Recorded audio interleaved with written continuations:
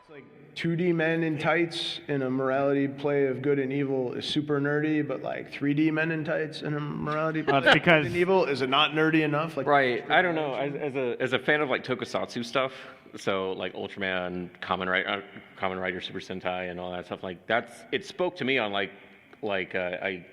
it down to like my marrow.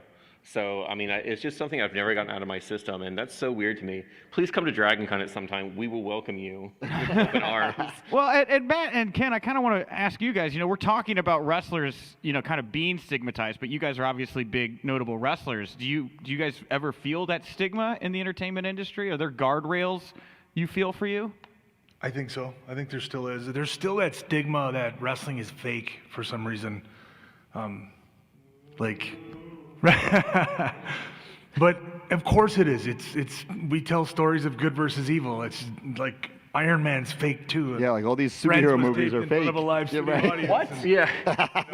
Wait, yeah. are you kidding me? Iron Man is fake? What? So, I was doing a signing in New Jersey for Mania, just on I think the last WrestleMania special, and this woman came in with her daughter who was dressed like Blue Demon Jr., and it was amazing. And she's like, "Yeah, I just kind of like mildly encourage her on this, but like, isn't it fake?" And I looked this woman dead in like her soul, and I said, "It's as real as you want it to be."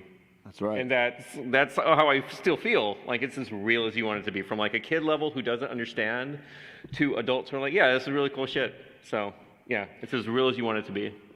So these communities. Go ahead. Sorry. We went out to I went out to LA a few years ago with TNA. We were debuting on a new network, and it was in front of the Critics Association. So all the like TV critics were.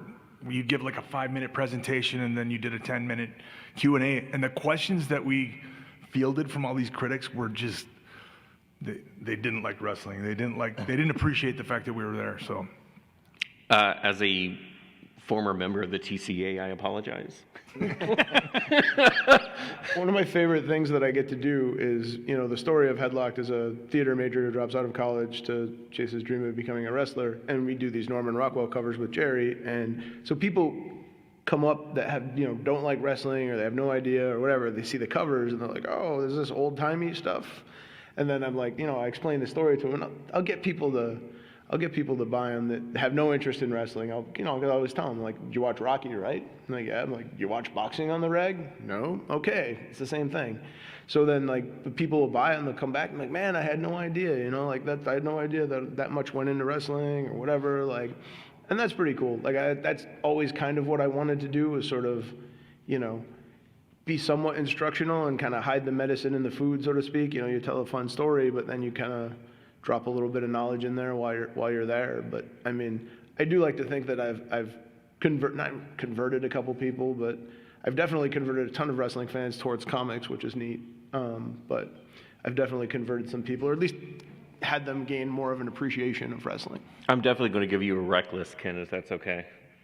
What's that? I'm going to give you a recommendation list for comic reading. Okay? Yeah. Please Good. do. Yeah. I was a big Mad Magazine fan when I was a kid. So yeah. Sergio, I'm going to butcher his name, Aragones? Yeah, Argones. Argones. You got it. the letters were there. So these two communities, pro wrestling and comic books, what do you guys think they can learn from each other? Like, what do you think are things that comic books could maybe bring to pro wrestling, or pro wrestling better bring to comic books? It's all make-believe. It's creators doing the best they can and wanting to tell the best story they can. Don't hate on each other. Like, it's just really weird how people are like, "Oh, that's wrestling." I was like, "Yeah, it's awesome.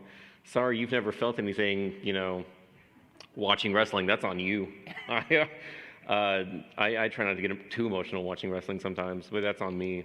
So, but it's the same deal with comics.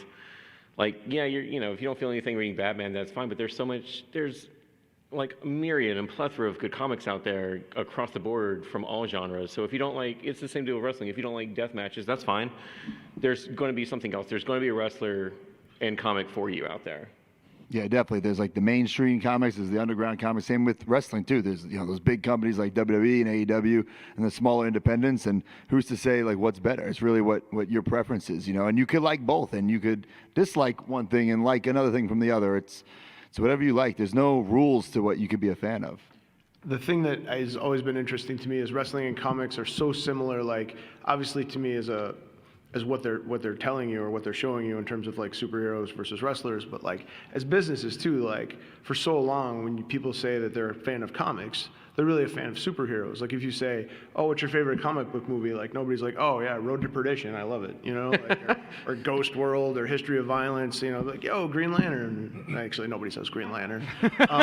But you know, and it's the same with wrestling. There's so many people who say, "Oh, I'm a wrestling fan," but they're just a WWE fan. Like, they're not willing to sort of consume anything outside of that. So, you know, as a guy who does a non-WWE comic book in a, you know, a non-superhero comic book, you know, I've been sort of trying to fight both of those stigmas forever. And it's weird how people find themselves in like nerd blockages and stuff. But like the creator of Lucha Underground came over to my booth at, I think it was at this show maybe, and he was like, I was like, "Oh, you should check out my stuff," and he's like, "Oh, I'm not really a comics guy." I'm like, "Really?" I'm like, "Of all people, you're the guy that did that to me?" I'm like, "How many people have you had to sell on the Lucha Underground and be like, oh, it's not like regular wrestling?" And he goes, "Oh shit, I just did that to you, didn't I?" Yeah. You know what I mean? Like, here's a guy that has to fight this whole battle his whole way, but then he was doing it in another thing. So that's the interesting part. But the boundaries are definitely changing. I mean, nobody ever would have thought that death matches would be so mainstream, or the GCW selling out the I don't know, Matt. You think death matches are mainstream? Well, because of me, they are. No, but I mean, no joke though. But I mean, you've literally done a ton for that community. I mean, and then you know, like, I mean, people are more interested now in, like, you know, different, you know, Walking Dead, Preacher, like other types of series that aren't necessarily superhero stuff. So I mean, the boundaries are definitely widening, but it still can be a little, I don't know, people can still find themselves stuck in a box. Yeah, there's a saying we kind of take in the comics community. Every comic is somebody's first comic, and that's definitely the same deal with wrestling. You don't come out with this stuff like come out of the womb like completely initiated. So like, I mean, I was lucky enough to have like my first wrestling match be like Sting, Flair, Muta, like Luger, Doom, Road Warriors, and you know that kind of imprinted me from there. But yeah, you're not always going to be. But I mean, you know, like if you don't like Matt's death match stuff, fine. He's entertaining enough by himself. You can find something that you do like. Same deal with Ken here. If you don't like this one match, you're going to find something like this. I mean, I have a Danhausen shirt on. If you don't like Danhausen's wrestling in general, whatever, he's Fuck that. If anybody does not like Danhausen. Well, let's give Danhausen some credit here. First, he's one of the hottest things in wrestling today. Absolutely. I have never, ever seen a Danhausen match, and I think most of his fans have not. Right. You know what I'm saying? They just love